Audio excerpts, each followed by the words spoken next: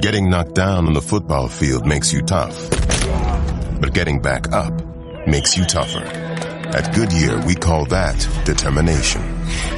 A willingness to put in more hours, more reps, and more heart to reach a bar that's sky high. Because the Goodyear blimp doesn't show up for just anybody. So don't be just anybody. Be blimp-worthy. Goodyear, more driven. And now, Jalen and Jacoby on ESPN Radio. When I pop the trunk, head to death. When I pop that trunk, make everybody scream for the music. Act stupid, I'll pop the trunk. Now give me a boom. He is Jalen Rose. What up, though? I'm David Jacoby. And on the cool check-in, center stage on the mic. And we putting it on wax. We're Jalen and Jacoby. What do we do? We normally get the people what they want, but I need to derail Revis this introduction for a minute. Okay, I'm ready. I saw your face. You don't have to explain to me. Explain to the people what's going on in your mind.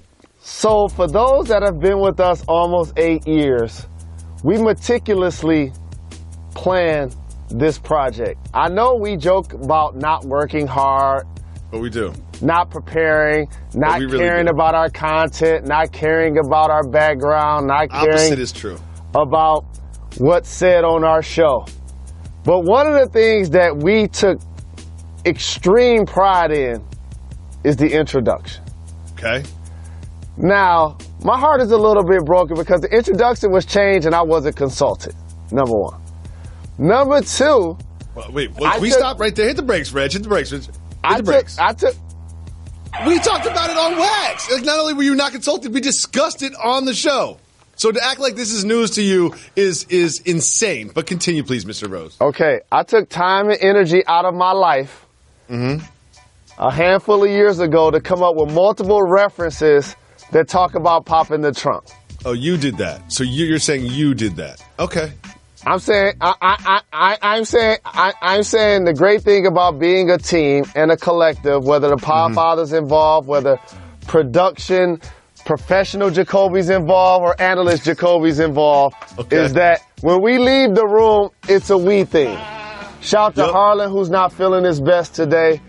Feel better, my brother. Shout to JC, who's in New York holding us down. Kayla Johnson sending me too many clips to post. Reggie, who's going to get a mic one day. Curtis, so many people. Hey, what's happening, brother? What's happening? Good morning. What up, brother? So How you while doing? he's saying hello to our producer, I Good need to to see say y'all. it is, you say that it's a we thing. It is always a we thing. We have the intro. We built the we're intro. going to keep it rolling regardless. So we have an amazing staff. I just had a couple of my teammates come in and give me a rundown. I actually need to pay attention to it today. But let me get back to my original point before I got sidetracked. What's that? I specifically gave on this very program the reference of In the Trunk that I prayed, I hoped, I wished would be added when Kanye got omitted. So I got to say something. I don't really love the Kendrick one. Reggie loves the Kendrick one. Reggie's so into it. But, like, I feel like with Kanye, he had a bet. He was more energetic. Y'all pop the trunk. I popped the hood. Like, he was like, he kind of like had a little something to it. Whereas Kendrick is just kind of like mumbling about it, you know? So what happens is on Twitter, someone's like, oh, put this Kendrick one on there. I'm like, I love Kendrick. I rock with Kendrick. So I send that tweet to Reggie. And then Reggie puts it on. And then Reggie tells me how much he loves it. Reggie's like, oh, I love this one. He's like, and the way the way it tings at the end, oh, it's perfect. But he's mumbling, and it doesn't fit with the energy. So let me tell. So let's swap out yours tomorrow. Which one do you want on? I gotta tell the people an undercurrent that happens with this show. Sometimes I get treated like the former jock. You know, Reggie and Jacoby, they go back and forth like an old married couple on wax. But let me tell you what they do off wax. They conspire against Jalen Rose. Oh, never that. Never ever that. You're talking crazy. This happens. Conspire against. Like, when I want to start the pod before Jacoby gets in the studio, guess what Reggie does? He texts Jacoby and asks, is it okay? I don't like it that you start to pop. Okay. I don't like that. Let me tell you something else. That ain't happening anymore. That's not happening anymore. When it's time to change the introduction of the show and add what's in the trunk or not, David Jacoby sends a tweet to Reggie and they implement it. Guess who they don't talk to? Guess who they don't treat like a teammate? Guess who they don't treat like a family member? Me. You okay? They don't talk to me about these things. Yo, you know what? I'm solution based. And one thing I don't have a time travel machine. I can't get in Bill and Ted's phone booth and go back and ask your permission to change 2 seconds of the show. So I'll say this is, what would you like the trunk reference to be? Because if you say it's the Too Short one, Reggie has already tried to find it and he cannot. He can find this on Too Short's second album. I said it. While you in the studio, I'm in the trunk. It's his second album. That's the name of the song. The song is called In the Trunk, Beating Down the Block. That's where I got the reference from to start the introduction. I had MC Breed on there. I had Redman on there. I had multiple people on there. See, you did the eye thing again. And once you start doing the eye because thing, I'm going to have to do it again. I'm going to have to do it back to you. There wasn't an eye thing. I'm the one that was on Genius.com searching Pop the Trunk and then referencing every single song, listening to the song to see if it was good enough, and then sending Reggie the email of the exact order in which it should go, and then Reggie constructs it. You don't have to go to a Genius website when you do a show with one. I gave you the reference to use. I'm a DJ. I'm a co-host of this program. You did not include me on that email. Reggie does not talk to me at all. These guys don't love me anymore. Now. You know what? Let's just call this show Reggie and Jacoby. I would love that. And I would love that. And let's not give Reggie a mic. I wish Reggie had a mic today. Yeah, first of all, you put me second again, even though we switched to Reggie. And first of all, I would love it if it was Jacoby and Reggie never touched a microphone. It was just me talking and him pushing buttons. That would make the best show. That'd be like those days when you run in here to try to sneak and start the show without me in there. Let's listen to a voicemail that addresses this. Yep. Oh, see, Reggie late. Look at Reggie. Can't even find a voicemail. Reggie can't find a voicemail. See what's happening on Monday? Slow start Mondays. What up, Doug? Slow start Mondays. But you better not edit this out, Reg. Us sitting here just waiting for you to push the voicemail button. Like, what were you waiting for? What else do you think we needed? Don't edit this, please. We're in the trunk. Just What up, Doug? Just so people know, it shouldn't take this long to pull up a voicemail if you prepare. He is Jalen Rose. What up, Doug? I'm David Jacoby. Here's Redman. And on the cool Chicken. center stage. On the mic. And we put it on. Rex. It's in a style. And what do we do? Shout out. Shout out Jalen and Jacoby. Shout out Reg. It's your boy Luke from France. Big fan of the show. Huge fan of the show since your Grand Slam days and YouTube and stuff. I have a big question. It's a soft move or boss move. I just watched a documentary about Evan Fournier of the Orlando Magic. He was talking about his hair, and he has a huge problem about losing his hair. So he started going to the barber shop and stuff, and had a secret stuff for the barber to make it look nice and clean with the crispy hairline and stuff. I know Jalen can relate it to. I don't know if it's Beijing or China or whatever, but it looks weird, man. You gotta let it go. Let it go, man. So, soft move or boss move, Beijing on your hair. Let me know, guys. Peace. Hold up. Couple things. Number one, shout to Luke and shout to friends. And shout out to that little child who Luke, I guess it's Luke's kid, maybe Luke's nephew, niece or something. Shout out. With the French accent. They did the intro better than we do. We mess it up more often than they do.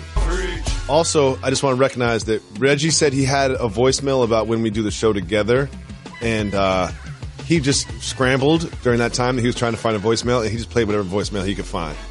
You know what I mean? I know that was the wrong voicemail. Right there. I promise you. But second of all, Luke's question is soft move or boss move. a little bit of the old Beijing just to fill in some spots. A couple of things. First and foremost, not only do we humbly appreciate our supporters to take the time and energy to follow our program, but to bring in others, mates, husbands, wives, and kids. More importantly, the kids. Guess what Jalen and Jacoby do? Love the kids. Love the kids. If you haven't been paying attention, Jacoby has kids, so many kids, that you could probably have one for the right price. Yep. We love the kids. You could. Okay, I gotta say this again. We love the kids. So much so, that was my favorite voicemail. And I saw somebody do this on Twitter as well with their daughter. Please resubmit that tweet because that should be the holy grail of our program. Now, soft move or boss move? Let me make this really clear. When people do things surgically to give themselves enhancements, it's to make themselves better. Sometimes it's to fulfill an issue with self-esteem. But more importantly, it's what they want to do. And guess what I'm all for? People looking themselves in the mirror and being their best versions of themselves. So whatever you can do to make that happen, I'm in zero position to judge. And I would never do such. With that being said, we're in Beijing has to be a boss move because it's simple. It's not surgical. It washes right off. It's an enhancement. It makes you better. It's like brushing your teeth with a different type of toothpaste. It's like using a different type of soap on your skin, a different type of lotion, a different type of cologne. It's not the outfit. It's an accentuation of the outfit. It's the tie. It's the pocket square. It's something that adds to what you already have. You were right. Don't do it for other people. Do it for yourself. If that makes you feel better about yourself when you look in the mirror, you like what you see, that's all that matters. Make yourself happy. Don't worry about what other people think. Ever. Shout to Luke. Shout to Luke's kid. Shout to whoever that was. If you ever do the intro with your kids, just record it and send it to us and we'll put it on the show. Let's give the people what they want.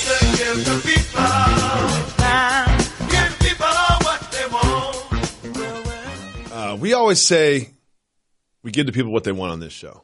Another thing we say is keep getting them checks. However, sometimes those things intersect. We want to give our sponsors what they want, and we want the show to keep getting checks so we can keep giving the people what they want. We need your help with that. We love our sponsors so much. We want to make sure that we're doing right by them. So if you go to podcast.study, you fill out a super quick survey, just a little information about our sponsors that can help us have a better relationship with our sponsors and in turn a better relationship with our audience, and we can keep the show on the air. So go to podcast.study and help us out. Thank you so much. Getting knocked down on the football field makes you tough, but getting back up makes you tougher. At Goodyear, we call that determination. A willingness to put in more hours, more reps, and more heart to reach a bar that's sky high. Because the Goodyear blimp doesn't show up for just anybody. So don't be just anybody. Be blimp-worthy. Goodyear, more driven. Well, we had an up and down weekend for the Philadelphia 76ers. It was great. They're going to Detroit, and they're tweeting about Andre Drummond. Joel Embiid absolutely dominates Andre Drummond on Saturday. He's just get 32 points in the first half, and that's like the first bucket of the game. Andre Drummond had 8 points and 9 rebounds. Joel Embiid had 39. He was in his head, and he was putting the ball in the bucket all day. And then, what do the Sixers do? Come Sunday, they lose to the Nets. Jalen Rose, they have won every single home game they have played. They have lost every single road game they have played. What do you make of this year so far for the 76ers? That is typical of a young basketball team trying to find itself. You're able to feed off of the home crowd and take that enthusiasm and that emotion and that level of efficiency and translate it into victory. However, when it's time to get on an airplane, pack a suitcase, and the confines aren't so comfortable, you don't perform as well. And you're right. Joel Embiid has done a terrific job of being dominant, in particular, not only versus the Pistons, but versus Andre Drummond in particular. He had 32 of those 39 in the first half, and Andre Drummond was not able to get double figures in points or rebounds. But this is healthy. It's great competition and banter. But now I want to see how personal Andre Drummond continues to take this matchup and if he's going to respond when these two guys go at it. Because it's one thing for somebody to talk trash to you. Going into the Laker game in, I guess, January of 2005, Kobe Bryant didn't say, I'm going to score 81 points on the Raptors. Watch this happen tomorrow. Joel Embiid actually is saying what he's going to do, and then he's going out and doing it. That is way different. So I'm looking forward to see how Andre Drummond not only responds this season, but going forward, because this type of behavior truly creates a rival, and it's great for the sport. I mean, how is it that they go into Brooklyn and lose to the Nets? Is this a back-to-back thing, like a scheduling thing? What is it about the road games that they just cannot get a win, even against teams like the Nets? I want to give the home team credit because in all sports, high school, college, or pro, 95% of the time, teams perform better when they hear the roar of the home crowd. So now for the Philadelphia 76ers, we talked about their greatness in Embiid, points, rebounds, blocks. He's been dominant. As long as he's healthy, he's going to be in the All-NBA conversation. Sure. J.J. Redick, whether starting or coming off the bench, one of the best knockdown shooters in the game, he's going to continue to be efficient. Ben Simmons, while he's going to flirt with triple-doubles, along with Embiid, their star players have a slight flaw in their games, like all great players do, like all individuals do. One, for Embiid, teams are really using him defensively in pick-and-roll action and getting a lot of high percentage shots. For Ben Simmons, he's not able to make a shot out of 12 or 15 feet. Like his jump shot is worse than it was when he first got into the league. And I suggested this the night of the draft. Respectfully, I believe he shoots with the wrong hand. Watch the Philadelphia 76ers play basketball. When he's driving toward the basket with floaters or runners or hooks or dunks, he's using his right hand. When he goes to the free throw line, when he's shooting from range, he shoots with his left hand. I always felt like that was a flawed situation in his game. Do you remember all those stories about Markelle Fultz? Do you remember all that Markelle Fultz has fixed everything? Guess what? Markelle Fultz has not fixed everything. And Dario Saric is not performing that well either. Jalen, I knew there would be drama surrounding this Lakers team, but I didn't know it was going to be like this. I didn't know it was going to go like this. I thought it was maybe Rondo would be squabbling with the coach or something, but I didn't know it was going to be like this. Last night, while everyone was watching, Tom Brady and Aaron Rodgers go head-to-head. This is what happened between the Lakers and the Raptors. The Lakers looked awful. They went down 41-14 against the Raptors without Kawhi Leonard. Kyle Lowry had 25 assists in the first 5 minutes. Serge Ibaka didn't miss a single shot. They were doing whatever they wanted. The Lakers crawled back a little bit, got it within 20 or so, but ended up losing in the end. Jalen Rose, how could they be so bad against the Raptors at home without Kawhi Leonard? So I'm not going to do the national media thing and talk about what's wrong with the Lakers. I'm going to talk about what's great about the Toronto Raptors. If I could say two teams that I feel would push the Golden State Warriors in a 7-game series, neither of them reside in the Western Conference. One would be the Boston Celtics. The second would be the Toronto Raptors, who was up by 30 without Kawhi Leonard. Okay, on the road against the Los Angeles Lakers. Serge Ibaka was dominant down low. Putbacks, dunks, rim runs, jump shots. He couldn't miss. Like, he was so very effective. Kyle Lowry, congratulations. Because this is what I want to see players do. Expand their game. Kyle Lowry was always a 5 assist, 6 assist type of guard before this season. Now, shout to their new head coach, Nurse, who's done a great job of encouraging him to pass the ball, and it's been infectious for that basketball team.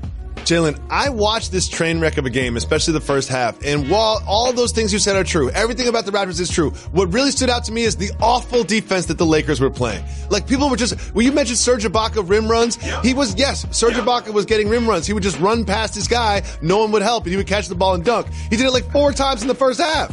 Of course he didn't miss a shot. He didn't take a shot from beyond 4 feet, and he was always open.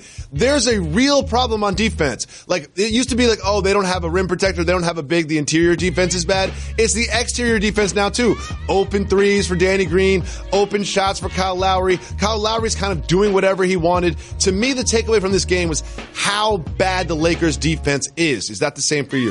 Not at all. The takeaway from this game, to me, is that the Toronto Raptors won a road game that they were leading by 30 in the first half without Kawhi Leonard. It just talks about how they built out that roster, created some depth that the team could sustain itself in a situation so they can play so very well without their best player on the road.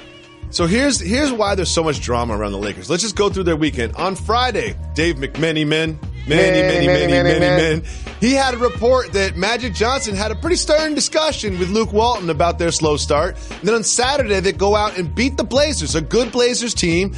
And then LeBron James, after the game, was talking about how the coaches put him in a position to win, a little support for Luke. And then they have this atrocious game against the Raptors. And then after this atrocious game, Magic Johnson himself has to come out and say, we're not firing Luke Walton, barring something drastic, which I love. He's like, we're not firing Luke Walton, but we're not firing Luke Walton, but we still could fire Luke Walton.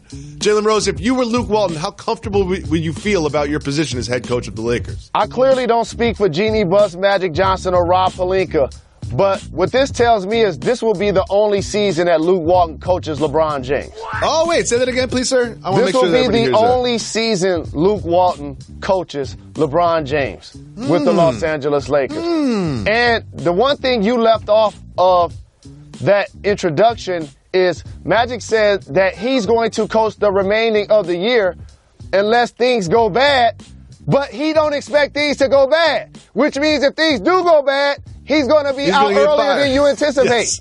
Yes. Do you think Magic Johnson has texted Ty Lue yet? Just to say hello? Just to make sure the number hasn't changed? I think when you're in a position of leadership and management, you're always trying to figure out what's next in this dynamic. And I like Luke Walton. I think he did a terrific job with Golden State. I thought he did a terrific job of developing the young Lakers talent. You know how hard it is to develop a team that gets drafted? They had Randall, they had Clarkson, they had Ingram, Ball, Kuzma, Hart. Okay, that's a lot to manage as a head coach, and I think he's nurtured those players along really well. And when he's not the Lakers coach, he will be in line for another job.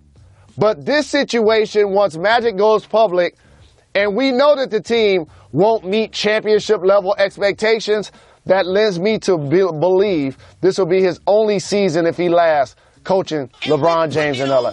Well, I hope not, because I do believe in Luke Walton as a head coach. But one thing that, guess what? There's help on the way, Jalen Rose. Tyson Chandler is about to finish a buyout with the Suns, and everyone believes around NBA circles that he will end up in the purple and gold to try to solidify that interior defense and offense. I don't know if he'll start in front of JaVale McGee or back up JaVale McGee.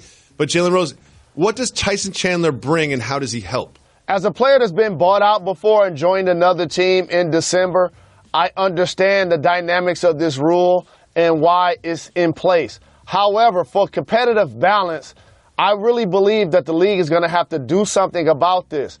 We shouldn't be talking about a rotation player changing teams, being bought out in November, and already knowing where he's going like it's a trade. Yes, that's not necessarily good for the game and or its competitive balance.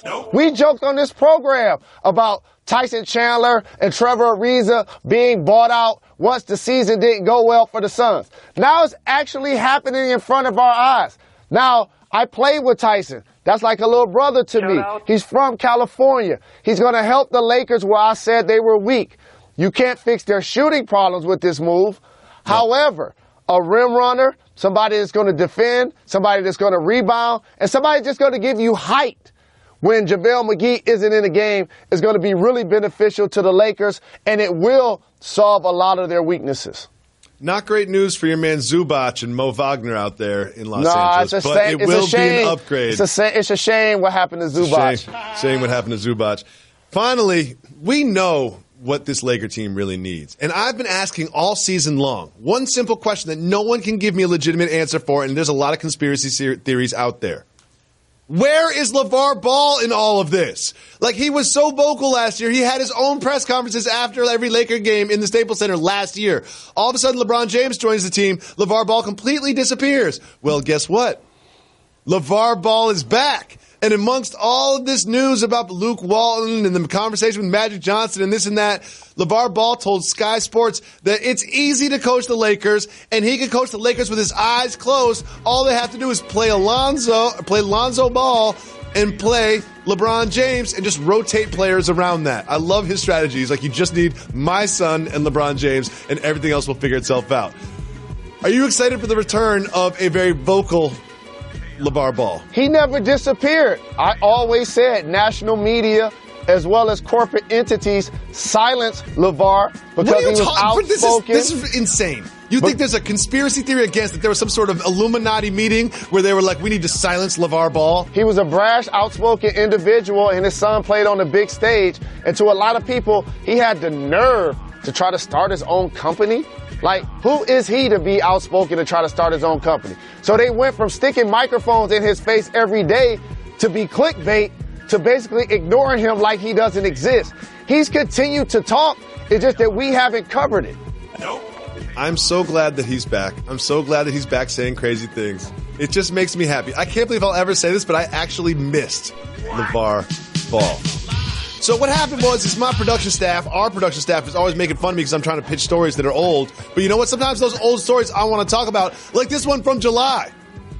Jalen Rose, you and I take Uber, and we complain all the time that Uber drivers talk too much.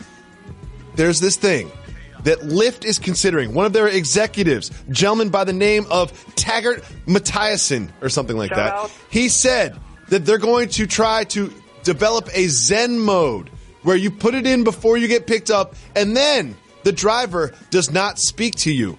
Well, guess what? He was talking about this in July, and it has not come out yet. Why haven't Uber and Lyft implemented the Zen mode? Anybody that can hear my voice, pull out your phone right now. 3, 2, 1. I'm still waiting for the Harriet Tubman 20s to get in production, just like we're still waiting on Lyft to offer rides where the driver doesn't speak. It's just not give me that the Zen hard. Mode. Y'all can start it right now. I'll say hello. It's an hello and app. goodbye is fine. Hello and goodbye is fine. But I don't need anything else. I don't want to talk about the weather. I don't want to talk about where I'm going. I don't want you to ask me about where I live or my family or where I'm from or any of that. I just want to get where I'm going. And also, if you had this idea in July, how has it taken so long for you to implement it? We're months removed from July, and it's not that complicated. I agree with you, but I will say this. What's up? Kind of like waitresses or bartenders. A lot of times there are people that get into a Lyft or an Uber vehicle that want to talk, that want to be engaged in conversation with the person that's driving. So I appreciate the fact that they're creating an option. So in other words, if I don't put it in Zen mode, the Lyft driver can talk my head off. So even if I didn't want Zen mode, I got to use Zen mode whenever they decide to implement it for that exact reason. I wish you could do it halfway through. Like, all you hear is his phone goes, ding, ding. It's basically just like, shut up, dude. Geico presents eyewitness interviews with inanimate objects. This is Belinda Collins, live on the scene of a recent lightning storm. Here to describe the event, a TV tray. I was watching football and holding a plate of meatloaf when kabam! A bolt of lightning slams into the apartment, blowing out the TV and surround sound. Anything you could have done to help? Ma'am, I'm a foldable table, not an electrician. Your TV tray can't help you in a lightning storm, but the Geico Insurance Agency can help you get covered for personal property damage. Go to geico.com to see how affordable renter's insurance can be. The people got what they wanted on Sunday afternoon. The game of the week lived up to the hype. The Saints hosted the previously undefeated Rams in the Superdome. At first, the Saints jumped out to a 21-point lead. Right here, you're seeing Kamara find his way into the end zone. I really thought this game might be a blowout at that point, but the Rams came all the way back. to make it a game, and eventually the Saints would pull away.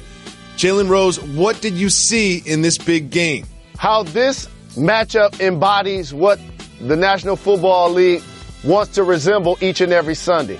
Playmakers that are truly explosive and entertaining. An MVP candidate in Drew Brees, Michael Thomas, a premier receiver, Alvin Kamara is unstoppable coming out of the backfield, whether it's the run game or the pass game. Jared Goff on the other side has evolved into a starting quarterback that's really productive. Todd Gurley is a consistent MVP candidate the way he's performing. Cooper Kupp returned and he played well. Brandon Cooks put up big numbers. This is what the National Football League hopes to have mirrored each and every game on each and every Sunday, Monday, and or Thursday. A well-played football game, high scoring, a lot of shenanigans from both sides. You even had a dumb decision, the Joe Horn phone underneath the goalpost by Thomas.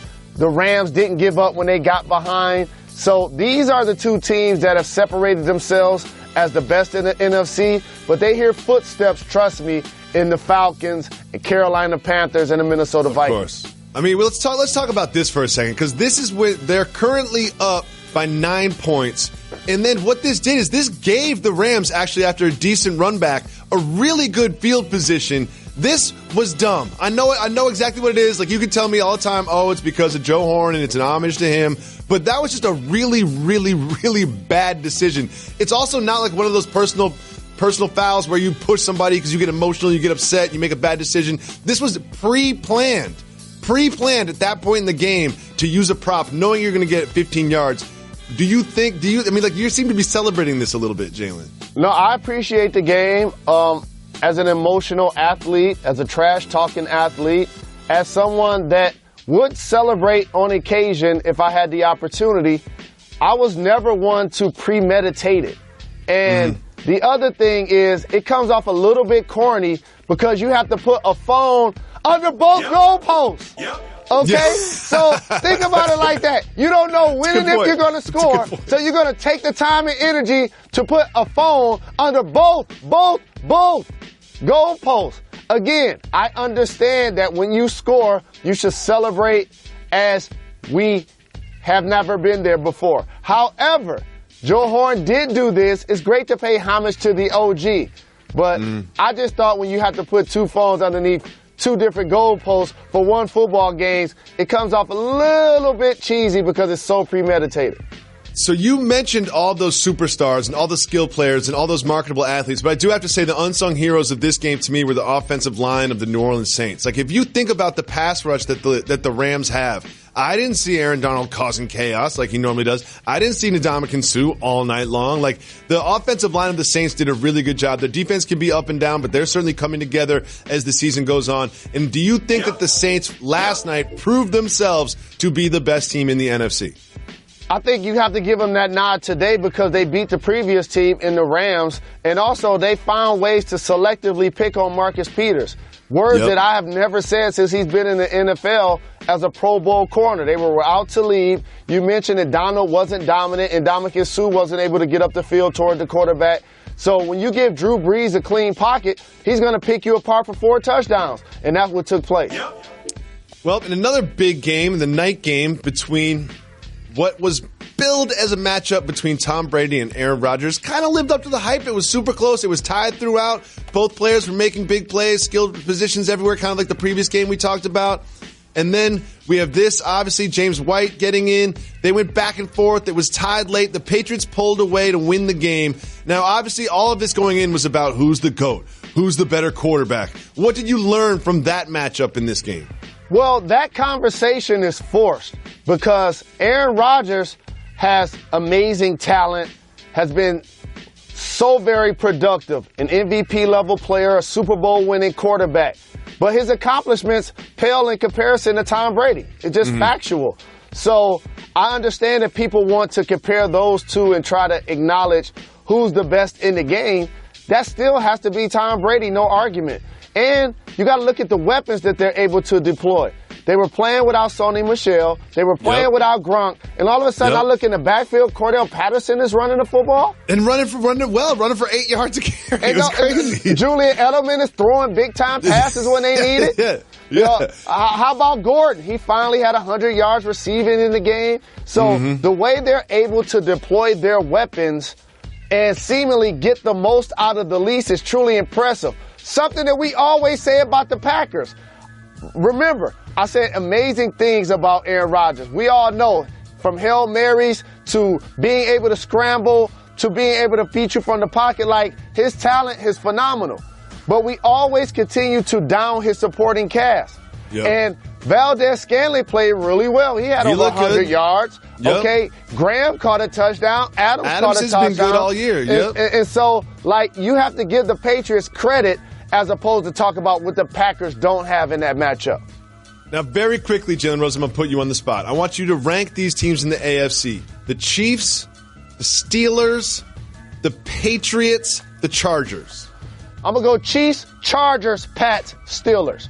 Wow. Chiefs. Putting the Chargers over the Pats. I like it. This is kind of where we are right now in the AFC and even the NFC. There's seems to be 4 or 5 top teams, but we can't really tell exactly what order they're in. But I'll tell you what, I would put the Chargers over the Pats any day of the week. What? The Pittsburgh Steelers beating division rival Ravens. What do you think about that game? The thing that jumps out at me is how Connor continues to thrive at running back.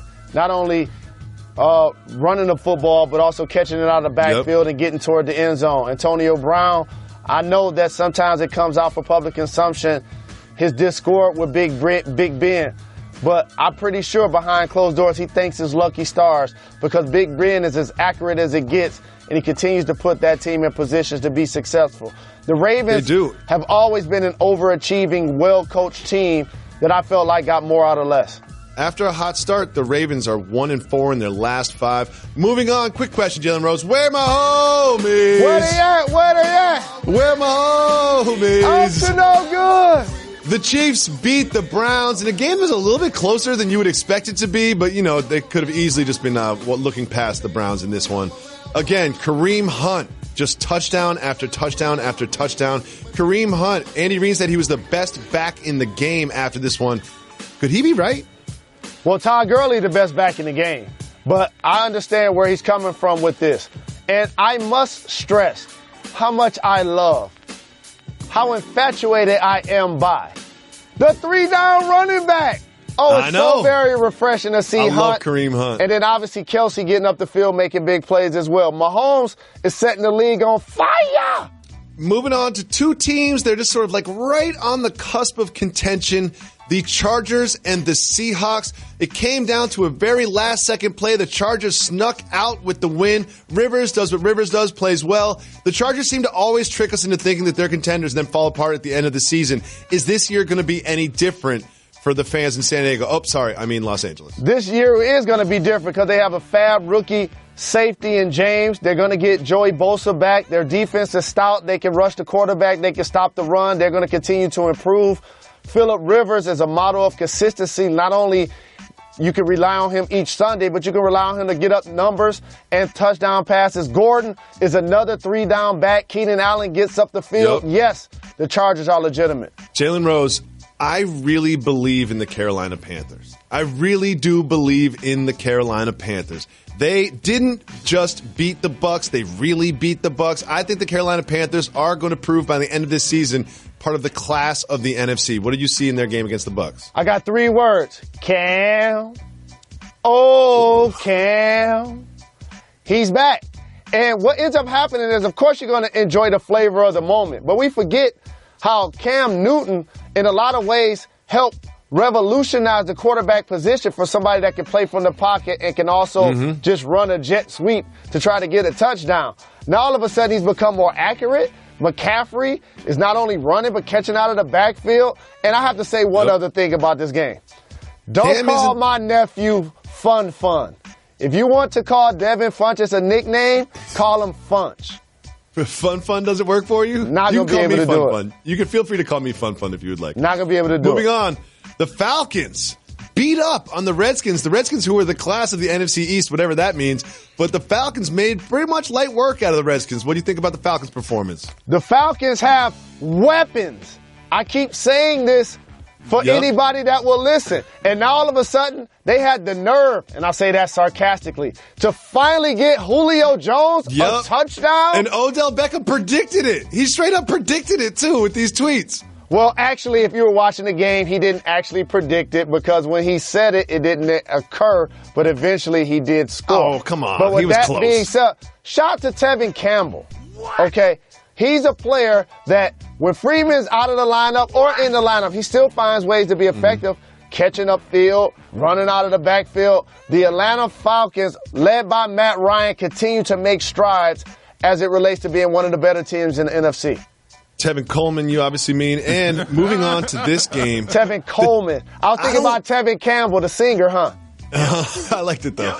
I I don't really believe in the Texans. I really don't believe in the Texans, but the Texans just keep winning football games. This time, they play the Broncos, goes down to a last-second kick. They sneak out of Mile High with the win. I don't believe in the Texans. Can you convince me that I'm wrong?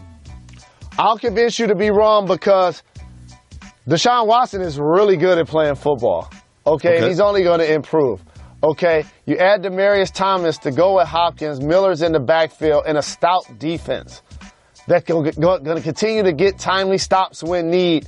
I think you should pay more attention not only to the Texans, but to the AFC race. They have some stout teams that are going to decide who comes out of that conference. Yep. It seems like those big names in the defense are showing up. J.J. Watt got a sack yesterday. Moving on.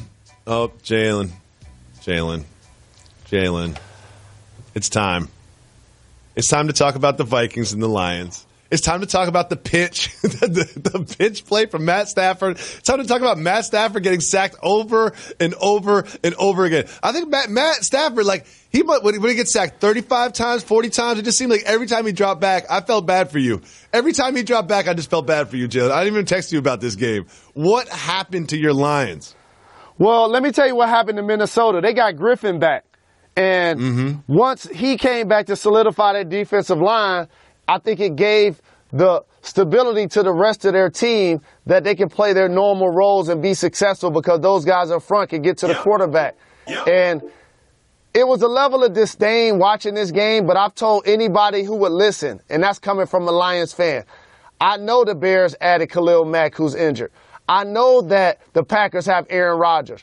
But anytime you ask me who's going to win this division, I consistently say Kirk Cousins was a terrific signing, and the Vikings, with Dalvin Cook in the backfield and Murray when he's playing, are going to win the division.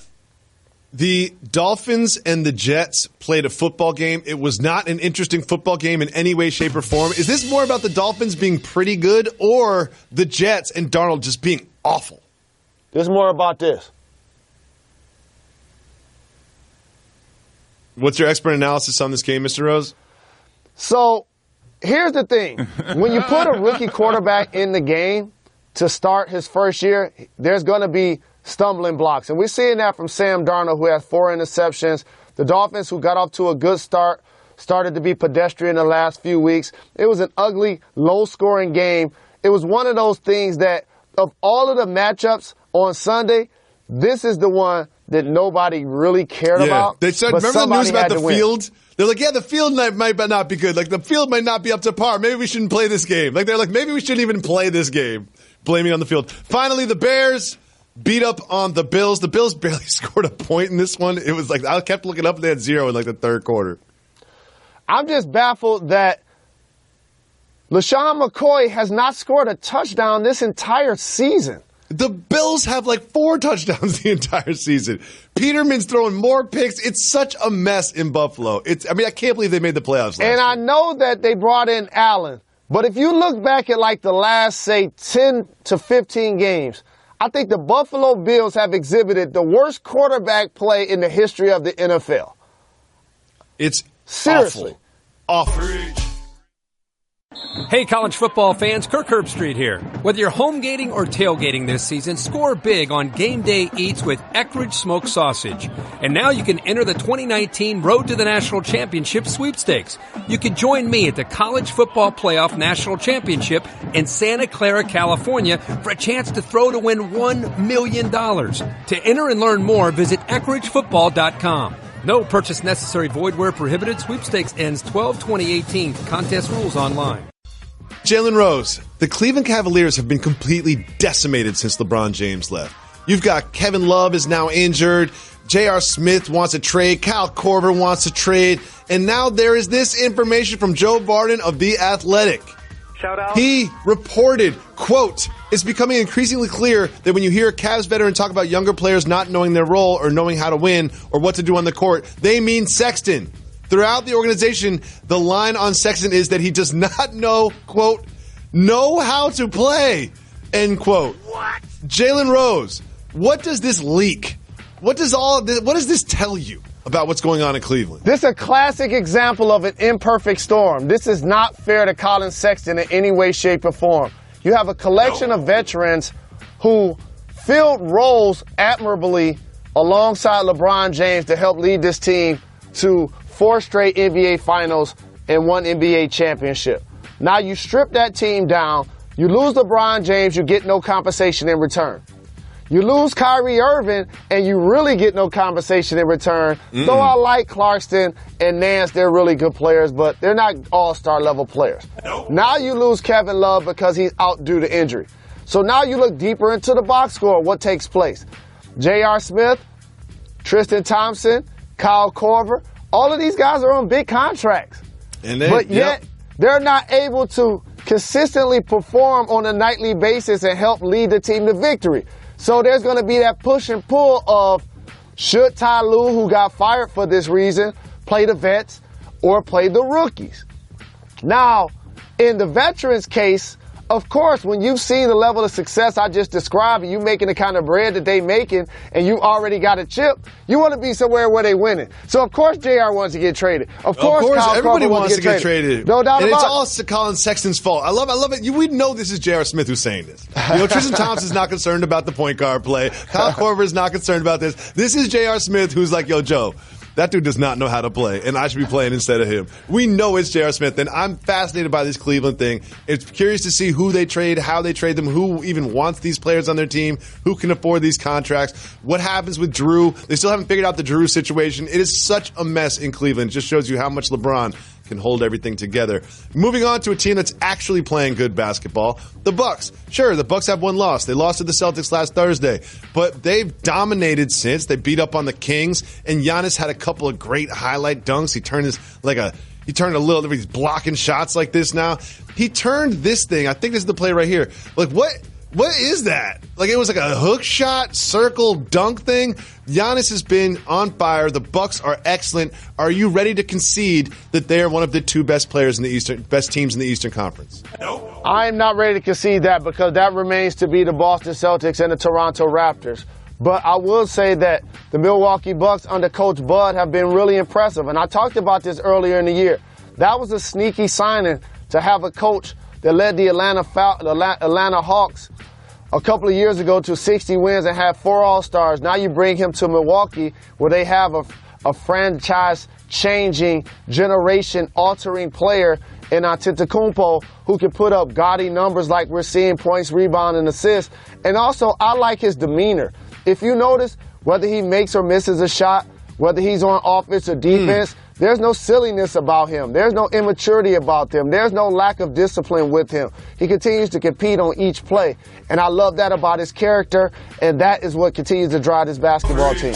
Well, silliness, immaturity, and lack of discipline are 3 of the tenets of this program. So we have this next topic. While the Bucks were performing well on the floor, the best performance of the night was from this young lady.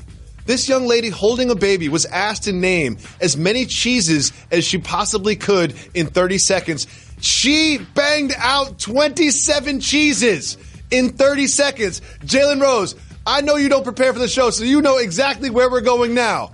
30 seconds is on the clock. I want you to name as many cheeses as you possibly can. Go. Parmesan, mozzarella, Cheddar. Government. I knew you would say that. She got 27. You got 4. Mozzarella. You already said that. Parmesan. You already said that too. I'm winning bets. I said you couldn't even get to 9. Swiss, you got that. That's 5. That's not 6. They're coming in your ear. Are they telling you in your ear? Cottage cheese. Cottage cheese, I'll take it. Cottage, we'll take it. 7 cheeses. She beat you by 20 cheeses. But to be fair, this is what I said in the production meeting. I was like, she's from Wisconsin. That's like asking me to name mid-90s rappers. Like, it's right up my wheelhouse. Like, I can do that. Jalen Rose, we have big news regarding Floyd Mayweather. I'm not sure if it's big news or not news. I want to discuss it with you. He announced that he's going to fight again on New Year's Eve. He knows the date. He knows the time. Also knows the opponent. Is it going to be against Khabib? No. Rematch with Conor McGregor? No. Is it going to be like a Manny Pacquiao sort of like senior tour thing? Nope, not that either. He is fighting a gentleman by the name of Tenshin Nasukawa. Tenshin Nasukawa is a kickboxer in Japan. What? There he is on the right. That's my man Tenshin right there. This is him kicking people. What? Jalen Rose, what do you make of this announcement? What does it tell you about the future of Floyd Mayweather?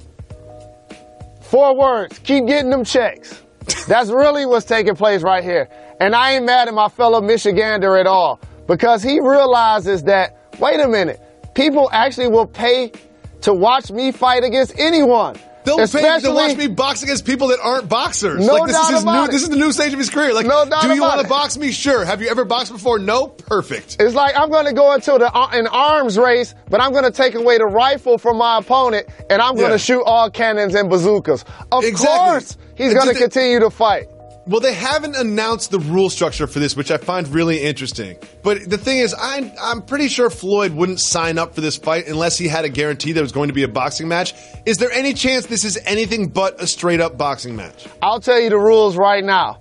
Whatever a normal boxing match would be, that's going to be the rules. Floyd ain't going for those shenanigans. This guy is a made man. He prints money, okay? After they do the Harriet Tubman 20s, I say they do the Floyd Mayweather 50s, okay? That's what this guy knows about getting bread. Of course it's going to be normal boxing rules. Of course he's going to carry this guy like 8 or 9 rounds so that now other people feel like they want to get into the ring with him. This is easy like Sunday morning for Floyd. Jalen Rose, there was a huge game in college football this weekend.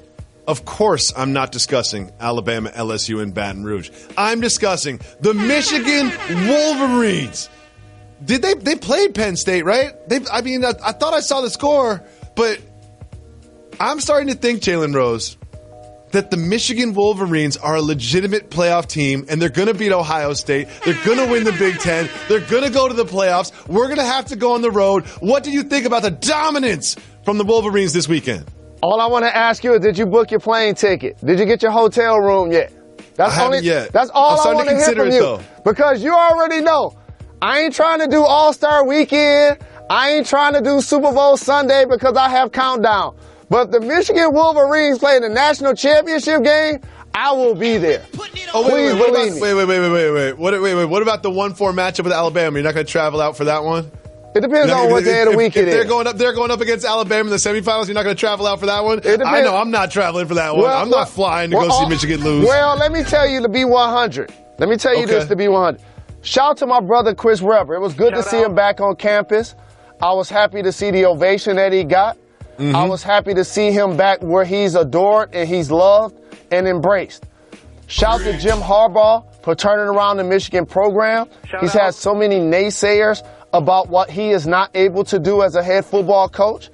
He's silenced a lot of those critics, but they still get loud if we don't beat Ohio State. So I know that you want to look towards Alabama. I know we want to talk about the playoff, but trust me, if it's a successful season in Ann Arbor, we got to beat Michigan State, and we got to beat Ohio State. I believe if those two things take place, then we trending in the right direction officially. Now it's time for News That Matters. There's a Swiss gentleman by the name of Beat Wilfmeyer. I might say his name wrong. And he's a cheese connoisseur. He's a cheese artist. And he doesn't just make normal cheeses. He plays his cheese's music. He puts a speaker underneath his different cheeses. Some of the cheeses listen to Led Zeppelin. Some of the cheeses listen to hip-hop. Some of the cheeses listen to techno, as you see right there. Jalen Rose, what type of music would you like your cheese to listen to before you consume it? I probably want to listen to some old school R&B. Back in the day when there were actually groups and or notable individuals that were really creative with their artistry, like Marvin Gaye or the Four Tops or the Isley Brothers or the Spinners. Jalen, do you believe that playing your cheese... Motown, Stevie Wonder. Do you believe playing your cheese music will affect the taste? I do. Because if you put a little Aretha with a little Anita Baker, I'm trying to tell you, that'd be the best cheese ever.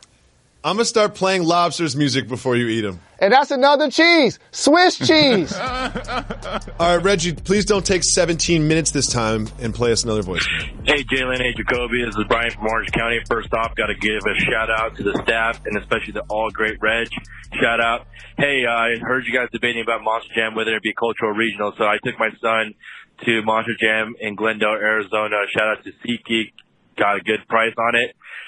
Looked around and they interviewed a couple people from the stands and the crowd. Not gonna lie, Jacoby, cue that LL over there because that's a lie. It was definitely cultural. Thought I'd give you guys an opinion here as a viewer of Monster Jam. I am a person, so put me on. That was a dope caller. Yep. Oh, you just like to think it was a dope caller because they were calling me out. That's any dope caller to you. Any dope caller to you is someone who calls me out. Let me say this is I went to the Monster Jam in Bridgeport, Connecticut, and what I said on Wax, which caused so much controversy around the staff, was that I found it surprisingly diverse. That's all. My opinion. I found it surprisingly diverse. I want to give a big shout to SeatGeek for hooking up those tickets. You know what I mean? Hooking up tickets for my man in Glendale, hooking up tickets for me in Bridgeport. Use the code Jacoby, get $20 off. Let me tell you why it's cultural, and thank you for that call. Monster Jam. You can't even get diversity in Bridgeport that's predominantly black. There was diversity, is what I'm saying, man. You weren't there. You said you were going to go to Monster Jam. You remember that? It was like Thursday, and I was like, oh, I'm going to Monster Jam on Saturday. You're like, that's what I'm going to do on Saturday. I'm coming to Monster Jam. And I was looking at you like, okay, Jalen. I wanted to come to Monster Jam until I realized that we weren't taking the Uber. When you was doing all of the travel planning and the trains and the planes and the automobiles and the hotels, I was like, you know what? I'm going to have to punt on this one. You were sick. Q was sick. Yeah, it didn't go great. But he had a great time. That's really important. And you're a great dad, man. I know we joke a lot on this program about, family dynamic and stuff, but I have to point out to the public because it's really important to me. David Jacoby is really talented at a lot of things. He's nothing better at being a terrific husband and father. Real spill. I spend a lot of time and effort making sure that my home life is taken care of, and I really appreciate that compliment. It means a lot to me, Jalen Rose. Real spill. We got time for one more voicemail. What up, though? Shout out Reg, Harlan, and the rest of the crew. Jalen and Jacoby. This is Solomon down in Oklahoma. Big ups to 918. I was just calling to ask you guys a question. I don't know if this is soft move or boss move or cultural or regional, but it definitely falls under one of them. Milk over ice. I didn't know anything about this until I started dating my girlfriend a couple years ago, and she likes milk over ice. At first I thought, that's a little weird. I don't know if that would be good. But then when I tried it, it changed my life. And I always drink milk over ice now. It's delicious. So, soft move, boss move, cultural, regional, or, medicinal. This is something that I've considered in my past. Now, if you say, David Jacoby, pour a glass of milk, I would pour that milk with no ice. However, if you handed me a glass of milk with ice, I would enjoy it more. And also, if you think about a milkshake, it's basically just milk and ice. Milk over ice, boss move. However, one stipulation. You got to drink it quickly. Because you can't have milk water. The ice can't melt. It's got to be quick. Jalen Rose, soft move or boss move, milk over ice? Soft move. What? Have you tried it? Soft move. My mother is an avid milk drinker. Oh, shout out to Jeannie. Shout out. Growing up, I tried to be until I realized I'm lactose intolerant. Yeah. Okay? So the beef doesn't sit well, the dairy doesn't sit well on the stomach. If I want to clear out the airplane, I'll eat a slab of ribs before I travel. With that being said, ribs? Yeah, that's pork, sir. That doesn't do well for my stomach. Okay. With that being said, it's also cultural putting ice in your milk. Yep. Now, a couple of things. I'm going to date myself here to the television show Laverne and Shirley, where most people saw them mix milk with Pepsi. My mom did that. I remember going to the store buying so many Pepsis growing up and drinking milk that also. And Pepsi, the Jeannie Rose Milks and Pepsi special. I forgot about that one. No doubt about it. And also, being somebody from humble beginnings, I know a lot about sugar water, sugar milk.